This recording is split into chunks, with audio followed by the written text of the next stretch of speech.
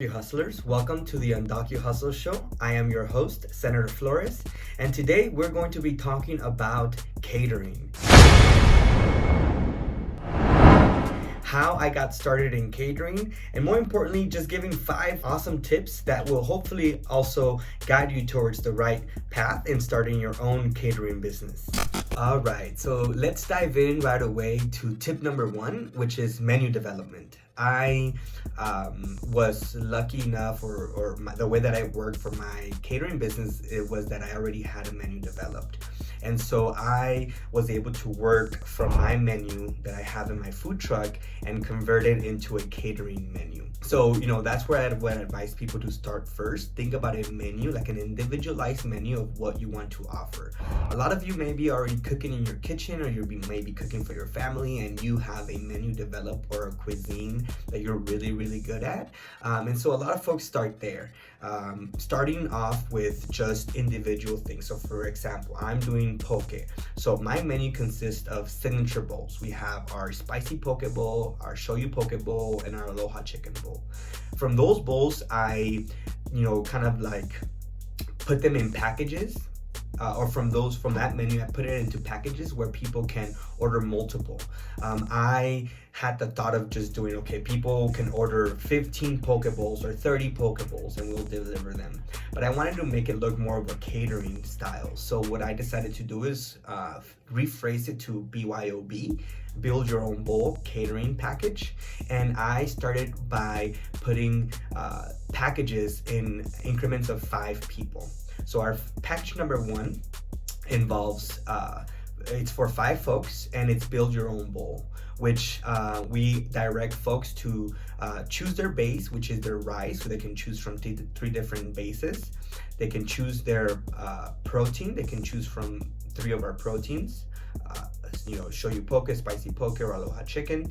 Then they can also choose from toppings, and in the toppings we went wild. We put probably 15 types of toppings, but folks can only choose 5.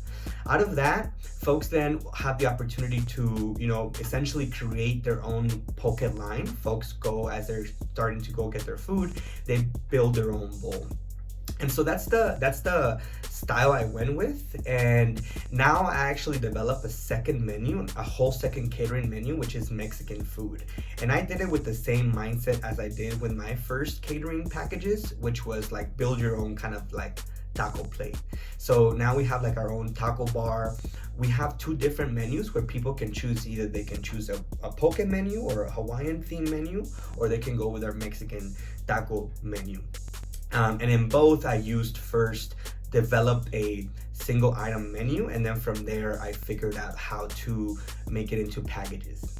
Now, here's an important tip I want to share with everyone, is that don't be afraid to look at other caterers' websites or order forms and get inspiration from them. I took the liberty to go into many caterers' websites and order forms and get inspiration from their pages. Some of them use really good taglines, or have some really good call to actions that can help you go from somebody looking at your website to making a purchase or making an order. And so I went ahead and did that, and that has been very valuable for me in seeing what has been working for other people out there. So don't be afraid to do that, and also don't be afraid to just create a menu that is comfortable for you, and a menu that that you'll be able to handle. Feel free to go to my website, stokespoke.com, into our catering link to get a little bit of inspiration from what I have used and what I have learned over the past year. Tip number 2 is on pricing. I was able to, put a price point based on what people right now are willing to pay. First of all, that's how I kind of looked at what are people's budgets. And so I came up with a number where it was like $12 per person. That seemed reasonable. That seemed a price point where a lot of folks were willing to pay. A lot of companies have per diems where they give their employees a lunch incentive, and they allow them to buy lunch from anywhere from $12 to about $15. So I went with a nice cushy room of $12 per person.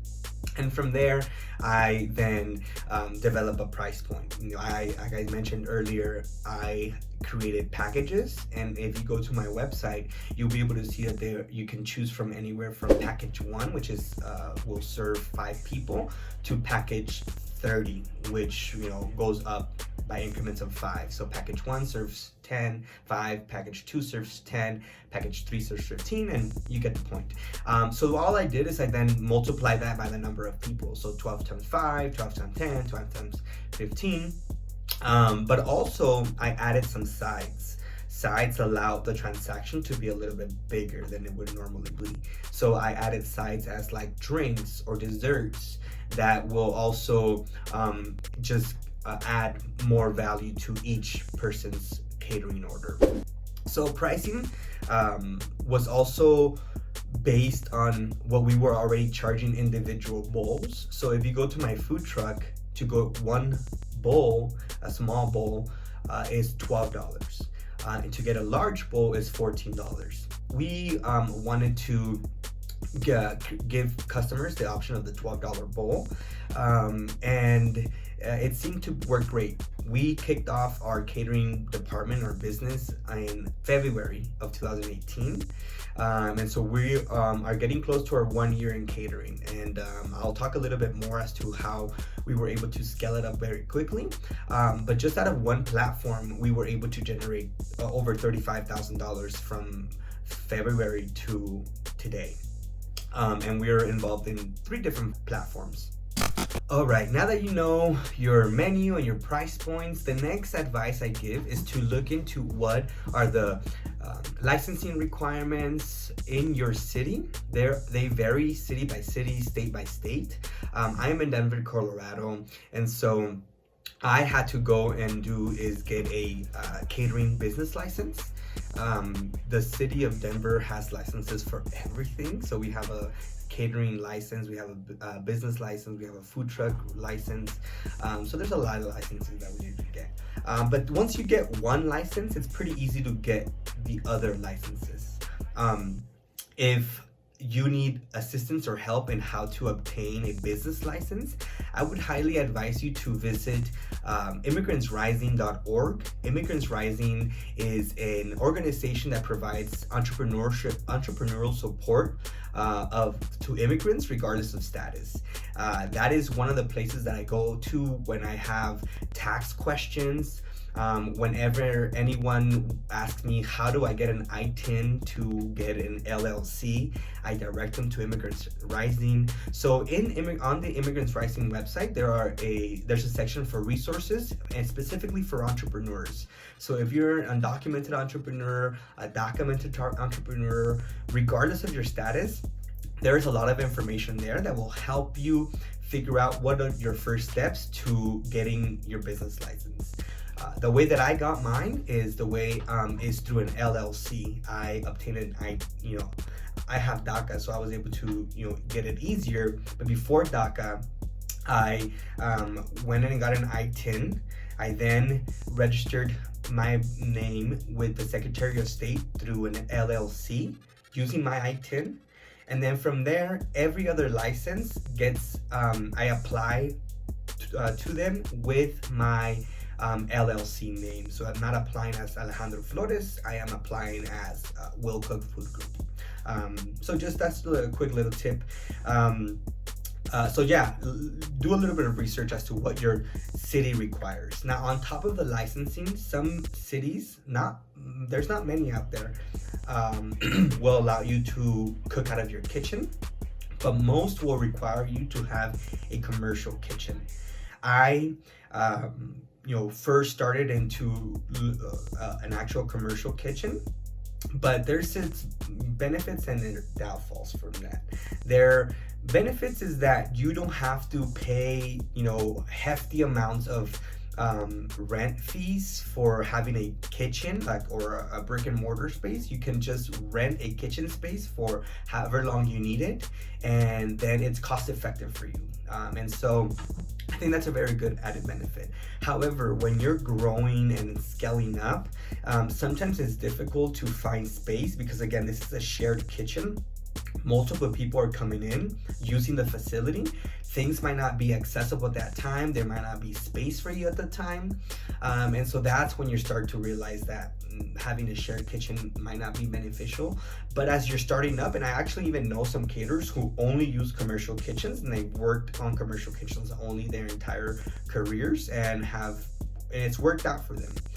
I took a different route. I actually partnered up with an existing restaurant. Well, it's a bar. It's called the Boogie Down Bar and Grill, and they stopped using the grill part of their name. They were only using the bar, and they had a sign outside their business saying "Kitchen for Lease." So I went in and I inquired about their kitchen for lease, and it turned out to be that they were only going to be charging me $600 a month to lease the entire kitchen with every equipment that comes in it, and also storage space, for just $600 a month. This allowed me to come in and out of the kitchen whenever I wanted. I can go in there as early as 4 in the morning and nobody will be there, and I can stay there as late as 1 in the morning or 10 p.m., whatever I want, without having to worry about other people needing the space, which has been worked out very, very well for us. And so I would also encourage you to look at both your commercial kitchen space, but also see if there are other existing businesses that maybe only use their kitchen for breakfast, but they don't use it for lunch, and you can be a caterer that only delivers lunch and dinners.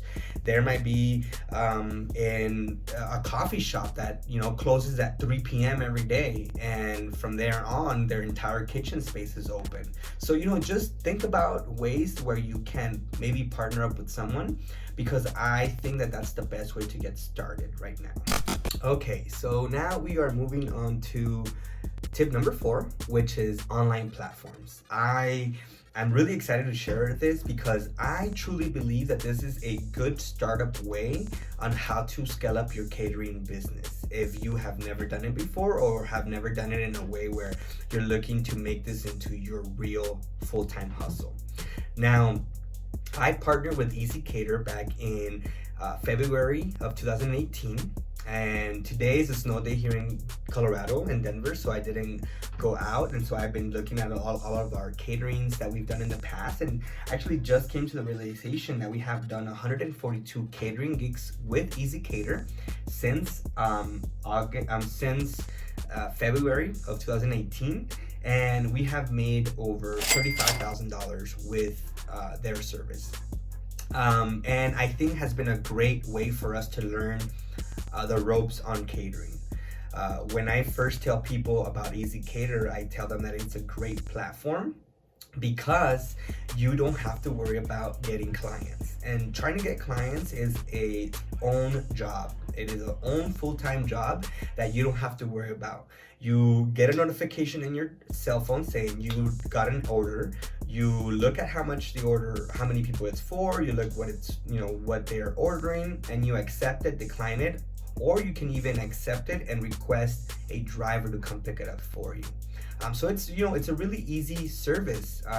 However, there are some fees that are associated with it. So Easy Cater does charge us a fee to find us these clients. And on top of the fee that we're already getting from Easy Cater, we also are running some promotions on the Easy Cater platform where we give customers anywhere from 15 to 20% off from their order, so that we can be ranked higher in the search, in Easy Cater's search engine. So at the end of the day, sometimes we're looking at about 30%, 35% that we're losing off the bat with online, with our Easy Cater platform. But even then, I still look at that as almost an investment, and it's a good way to acquire clients. And more importantly, you don't have to do any of the work, only just deliver the order, which is the easiest part. And so we have, since I mentioned, we've been with them since February, but they're not the only platform that is out there. So EasyCater is one that we are right now partners with. We're also partners with Cater to Me, so Cater the number 2 Me. We are partners with a company called Foodie, Foodee. We're partners with a local company here in Denver called Office Feeder. And those are our 4 catering platforms that we're associated with right now. Each one of those has its different fees that they charge us for booking as clients. Overall, I think they all work great because of that simple fact that I mentioned, that you don't have to go and look for your own clients. Now, recently, I discovered a new platform called Honeycart. Honeycart is an ordering platform that is directly on your website, so that you don't have to lose those fees to a platform that's getting you the clients. This is for somebody that is your own client, that you acquired from your own marketing, that you acquired from your own networking. You wouldn't want to push those people to an EasyCater platform, because then you will be losing that 20 to 30%. So instead, you would want to direct them to your website so that they can book, and you can get the entire money from that purchase. And so Honeycart I just started with them the beginning of November, and since the beginning of November, we've actually only been able to get 2 catering gigs from our own platform. But those 2 catering gigs that we got paid for the entire year of the subscription for having this online platform in our own website, which I think is a really good investment, and it's gonna pay off in the long run. However, now I have to go and get my own clients. I have to start figuring out how I'm gonna market to get clients, how I'm gonna network.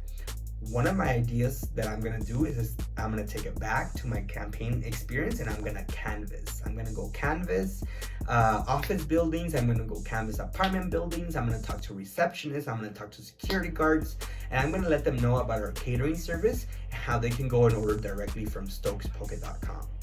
So I actually met with the CEO of Honeycart last week. He was visiting Denver, and I made sure that we connected, because they're a startup company as well. And I think that it's beneficial to have both because all these online platforms like EasyCater, they are spending millions of dollars in advertisements. So when somebody in Denver goes and Googles catering, more than likely, EasyCater will be the number 1 ad that pops up. Now, if somebody clicks on that ad, I am the 5th person in the EasyCater platform where folks can then choose me as a caterer. So that has a tremendous reach and a tremendous audience that I can't compete with right now. So I'm not gonna shy away from EasyCater, and in fact, I'm gonna continue to go hard on EasyCater and all the other platforms, but I'm also going to now incorporate my own networking, my own platform to folks that I might be getting who are new. I like to tell people that people eat at least 3 times a day: breakfast, lunch, and dinner, right? And there's gotta be caterers or catering services needed between those 3 times. And so there's a lot of hungry people out there, and I want to make sure that I have the proper platform on my own personal website, but also the proper channels to be able to get clients that I otherwise would not be able to reach because I don't have the marketing dollars to get to them.